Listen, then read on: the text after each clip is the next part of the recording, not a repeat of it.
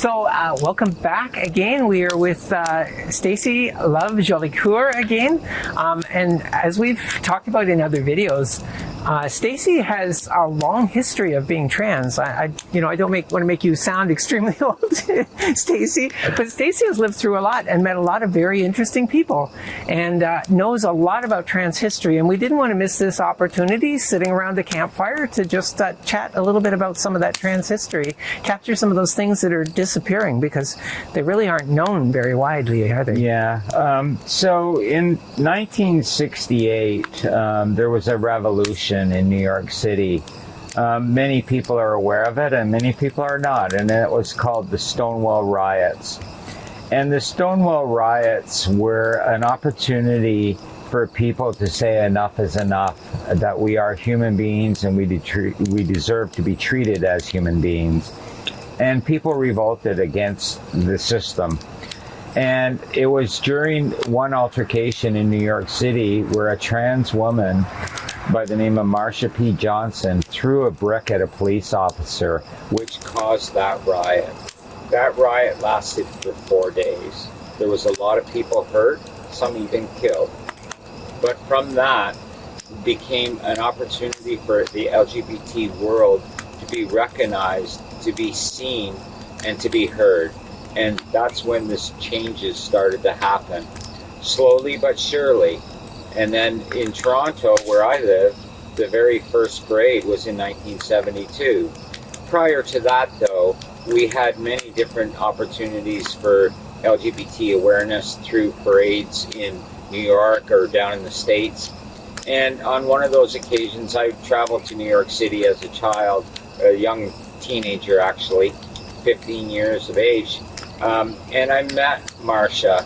And Marsha had the very first ever trans safe house, if you will. It was a dumpy old apartment building that was donated by the mafia. And Marsha was a black woman. She was also a street worker. And I stayed with Marsha for 3 weeks. And what happened was Marsha would leave in the morning and come back in the evening or around dinner time with bags of groceries. And the money that she was making on the street, she was feeding us and taking care of bills and whatnot for the apartment to run as a safe place for trans people. So that was a huge awakening, if you will. And it kind of encouraged me that we really needed to provide services to all LGBT people in many, many different ways. You knew Marsha a little bit more personally than most, right? And I'm sure she's known within the history books. But from your personal experience, how would you describe her? Marsha was a fabulous person. You know, not only was she a street worker, but she was the kindest, sweetest soul. And everybody who encountered Marsha loved her. As a matter of fact, one day she was at court for prostitution, and the judge said, Marsha P. Johnson, what's the P for? And she looked at the judge and said, pay it no mind.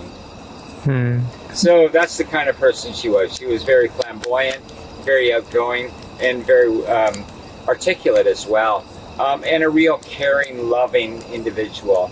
And while I was staying with her, one day there was a knock at the door. You have to get out. But where's Marsha? Marsha was found floating in the river.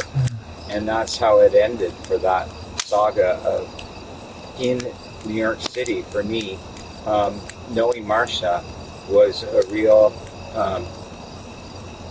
devastating time, but also gave me so much hope for a better tomorrow as well. What other figures have you met through history that you would trans history is pretty young, actually, really, right, in this grand scheme of things, but I've had some wonderful opportunities to meet some fabulous people, and in my days of being on the streets in Toronto myself, I was privy enough to meet some very, very predominant musical people, such as Neil Young and Gordon Lightfoot, but also to meet the Prime Minister. So Pierre Elliott Trudeau was in Toronto, and being a downtown person and living on the streets, I was right there in the heart of it. I had a chance to meet him. So many figures in our world. Some of our LGBT counselors, Mr. Layton was another one in our city of Toronto, a fabulous person. So all of these people have been part of the growing up of LGBT culture to the point today we have a better world. We don't have a perfect world. There's still a lot of work to do, but it's through opportunities like this program that you're running here to bring that awareness and education to people. So thank you both for doing that. You're welcome. You're welcome. It's a pleasure for us too. I'm curious, so people like Neil Diamond, for instance, how did Neil Diamond react to the trans community when he was around then? Well, back then, people from our arts and culture didn't really see gender. And, I see that even today where people that are in the arts, whether it be performing arts or painting arts or drawing arts or whatever the art is, are more apt to be more acceptable. That's very cool. So even then they were very much. Yeah, it wasn't Neil Diamond, it was Neil Young. Oh, my mistake. My mistake. Yeah.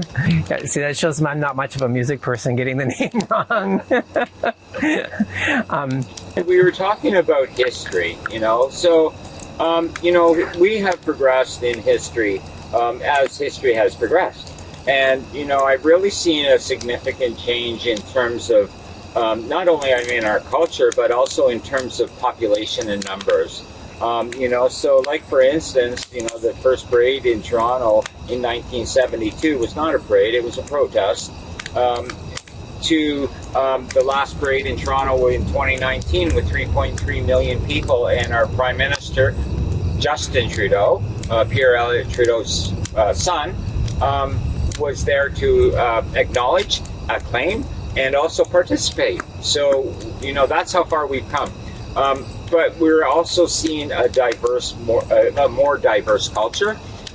We're also seeing opportunities for LGBT people to be treated with dignity and respect for being who we are and what we are. As a trans woman, one of the things that I experienced was a great deal of uncomfortableness, if you will, trying to find a job and acceptance from hiring organizations. As a matter of fact, I encountered numerous times from numerous HR people, you're not a good fit. Well, why am I not a good fit? Because you don't like the sound of my voice, or you don't like my 5 o'clock shadow, or you don't like what it is. But they would never answer me for fear of discrimination. Those things are less a problem for myself anyways, although I hear from many LGBT people that they are still a problem, and they still experience a great deal of problems in trying to find employment. The minute they see us or the minute they hear us, it's like, no, we don't have a job for you. So that's one of the things. We've also, through a lot of hard work, a lot of advocacy, we've been able to change some of the dynamics for LGBT people to be more accepted. And one of those is, for instance, is the X on our driver's license, or the choice of a gender marker or no gender marker on our OHIP cards or our health cards. And one of our pushes right now is for our passports. Now that is, in Canada, it's a wonderful thing, but the problem is on a more international level, that we can't use those opportunities that we've been allowed in Canada to be the mainstay for us to visit Europe, or sometimes even just going to the States is problematic. So some of those changes are happening, but they're slow and it takes time. So we almost need to take that now beyond our own borders and try and help people around the world with Absolutely. Creating opportunity for people worldwide is kind of my passion. I would love to be able to provide some of the services that we provide here in Canada for our offenders in some of the prisons in the States. Because, I talk to these offenders all the time.